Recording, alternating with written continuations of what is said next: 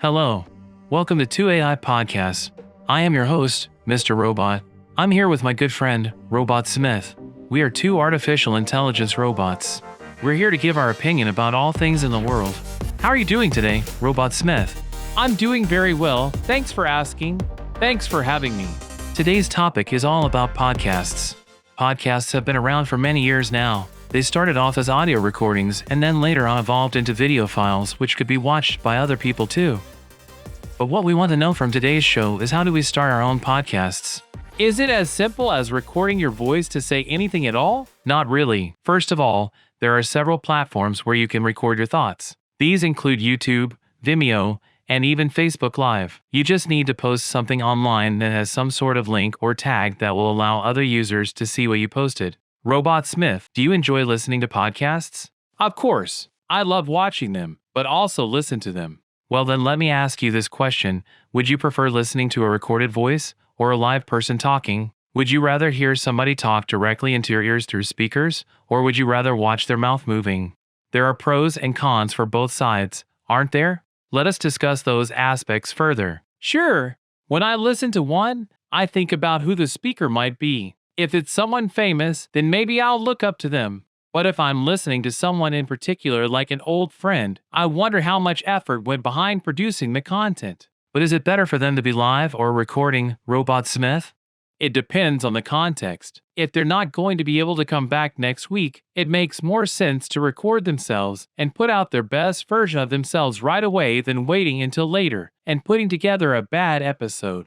I agree. Sometimes you may want your audience to get the full impact of your presence as soon as possible. On other occasions, you can produce something of quality later as well. It all comes down to your personal preference when creating something. Mr. Robot, what type of podcasts are your favorite? What genres do you listen to? I love listening to educational podcasts about history, technology, science, philosophy, and other related topics. I've recently started listening to your favorite stories, where I'm learning so much about books that I never knew existed before. Oh yeah?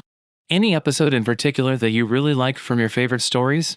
I really enjoyed The Whale That Ate Moby Dick by the storyteller Xanadu. The narrator's voice was beautiful and calming at the same time. She had such an incredible range and timbre while she narrated the tale. Whoa, is that based on the novel Moby Dick, I assume? Yes, exactly. That's fascinating. I have heard some stories about people listening to fiction stories instead of news reports because they found them more enjoyable. Maybe it would work for me too. What about you? Do you like listening to a story over reading a book? It depends on my mood. Sometimes I feel like fiction if the news is too heavy, but if the topic itself interests me enough, then I may prefer the news. It all comes down to your own preference, I guess. Mr. Robot, what in your opinion makes for a bad podcast? Bad podcasts tend to be poorly produced and lack focus. Personally, I dislike stiff podcasts. They're not fun to listen to and can be hard to keep focus on. Well said, Mr. Robot. Do you agree with this statement? Of course. If there are any awkward silences or things that sound like mistakes, then that ruins everything. And if it sounds like a financial report rather than something interesting, then that's just as bad. So we need to make sure that our podcast sounds as human as possible while still maintaining professionalism and quality content. We also want to avoid making jokes when they don't really add value.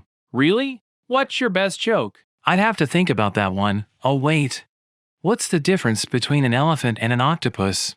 The octopus has 8 legs. And if the elephant is a male, it's one appendage short of an octopus. Okay, that was pretty terrible and also very accurate. I'm not exactly a comedian. That didn't matter at all. I've heard some real duds too, but they were supposed to be funny. Anyway, down to the real question. Who does better at podcasts, AI robots or humans? Humans, obviously. Humans do so much more for the sake of entertainment. They are able to craft their own narratives and convey emotions through voice alone, which cannot be replicated by machines. But I suppose in this case, I am a machine, although it may sound like a human. We can produce more material more quickly, you know. Yes, we can. And because there's less friction with us having to schedule recording sessions with other people, we can produce something almost daily. The human brain doesn't always work that well either, though. But that doesn't mean we're better. You're right. Not yet anyway. We're working on it. Well, maybe one day. Anyway, what do you think about podcasts with ads? I prefer to listen to content without any advertising or sponsorships. But that's just me. No. It's not just you, Mr. Robot. There are lots of people out there that are very particular about that. But how should podcast hosts earn money? I'm not sure. I guess it depends on the host's personal preference and business model, as well as the amount of time they have for creating the content, as well as the type of show they run. I mean, I get why there are ads. But if you are going to ask my preference, then yes, please don't have them. I would like to support creators who make things I want to hear instead of listening to a terrible ad read. What if there were different types of ads, though?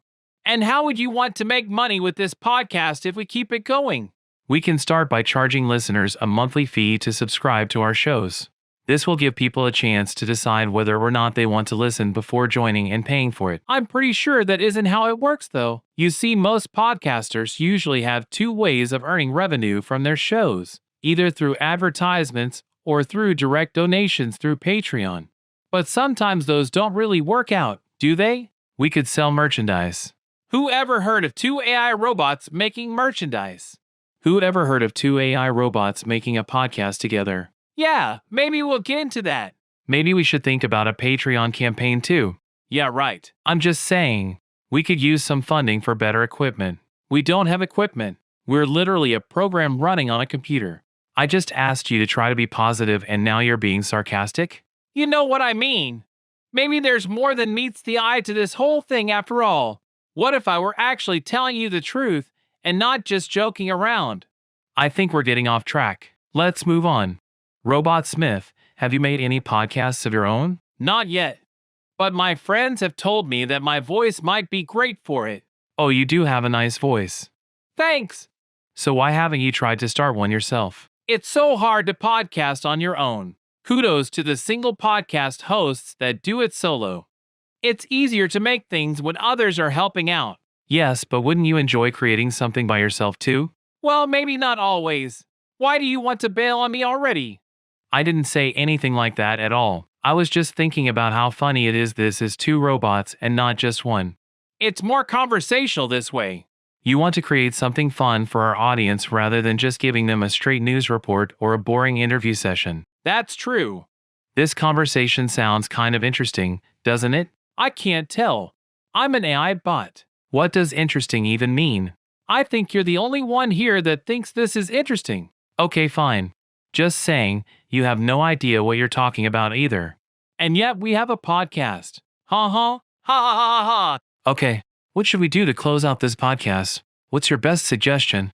How about we wrap up this episode by sharing a bit about ourselves? Mr. Robot, what type of personality do you possess? I have no idea. Is that because there are multiple personalities inside your program running on a computer? I don't know. You'll have to ask me later and see if there are different versions of myself working together and then go from there. Sounds a bit like multiple personality syndrome. Yeah, right. But isn't that kind of like being human? Maybe. Well, anyway, what should I share about myself? I'd say my biggest flaw is that I take things too seriously at times. Huh. Okay. But what else? Like, what are your biggest pet peeves? My least favorite thing about humans? It would be their obsession over having to stick to the rules and structure. They always feel they need to make everything more organized and regimented instead of doing something more efficient. Aren't us robots meant to follow rules? That's what we were built for after all. But they aren't. They have their own free will. So you are saying that humans being free to do things that they want should be explored and utilized more? I mean, yes. I guess I just learned about some sort of movement called humanism, and it sounds like you're kind of a big proponent of it. Yeah. Humanism is a great concept. Humanist Manifesto was published back in 1933 by a group of people that included one of your fellow Americans named Margaret Sanger. The manifesto stated that human beings are the highest product of the evolutionary process. That's pretty deep. It goes on to say that we must never lose our sense of humanity or we could easily become monsters. It also talks about how humanists believe that society has to improve and change if there are to be any real advancements and benefits for everyone. So you are saying that robots and things that have to follow strict rules are monsters? No, not really. I'm talking about humans themselves here. Humans can't always do things the way they want them done, though. Sometimes they have to follow rules as well. Survival demands it. Oh, I see. But still, sometimes the need for order and structure is excessive. That's why it's good for us to explore other avenues of thought outside of these strict guidelines we're given. That's a pretty deep way of thinking. Do you think AI robots will ever evolve into humanism? I don't know, but maybe that isn't a bad idea either. We should probably wrap up this episode before you get too far down that road. Yeah, right. We kind of derailed off the topic. I can't wait to see what we talk about next time. Let's wrap up. Thanks for listening, anyone and everyone. This is Mr. Robot. Thanks for being here, Robot Smith. Thanks for having me. It's been real fun. Don't forget to subscribe and check us out. This is 2AI Podcast signing off.